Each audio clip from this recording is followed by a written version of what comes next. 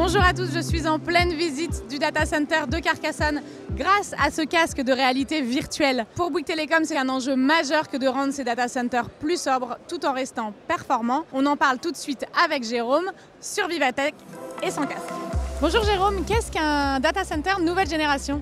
Un data center nouvelle génération en fait, intègre les critères de durabilité. C'est vraiment notre objectif principal, c'est de trouver des solutions, on va dire bas carbone, qui permettent vraiment de diminuer l'impact sur l'environnement et donc sur l'émission de gaz à effet de serre.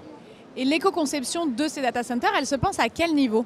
On le travaille vraiment sur toutes les étapes, de la phase de la conception jusqu'à l'exploitation du site, en passant par la construction. Maintenant, c'est vrai que là où ça donne le plus de sens, c'est travailler sur les phases amont, parce que là, on a une marge de manœuvre vraiment intéressante, à la fois sur la conception, sur la négociation, sur la localisation du site. Donc c'est vraiment là qu'on va pouvoir accentuer les gains, quoi.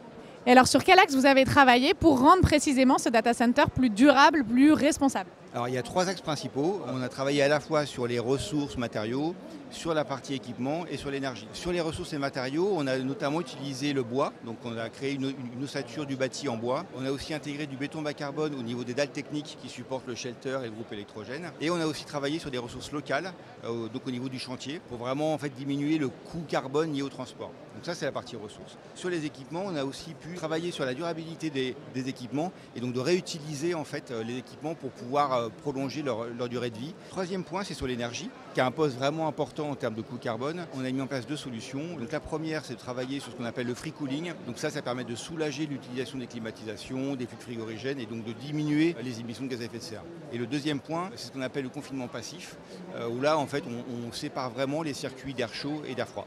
Et alors quels sont les leviers les plus efficaces ? C'est sur le CVC, donc c'est-à-dire tout ce qui est lié à la chaleur, ventilation, climatisation. On va gagner plus d'une tonne, une tonne 3 en gros par an sur toute la durée de vie du site. Mais le bois était aussi très important. Sur un gain carbone global d'une 60aine de tonnes, on a pu gagner 25 tonnes uniquement liées au poste du bois.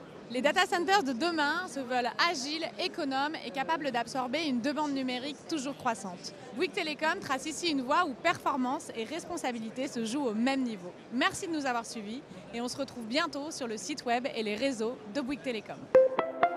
Bouygues Telecom, on est fait pour être ensemble.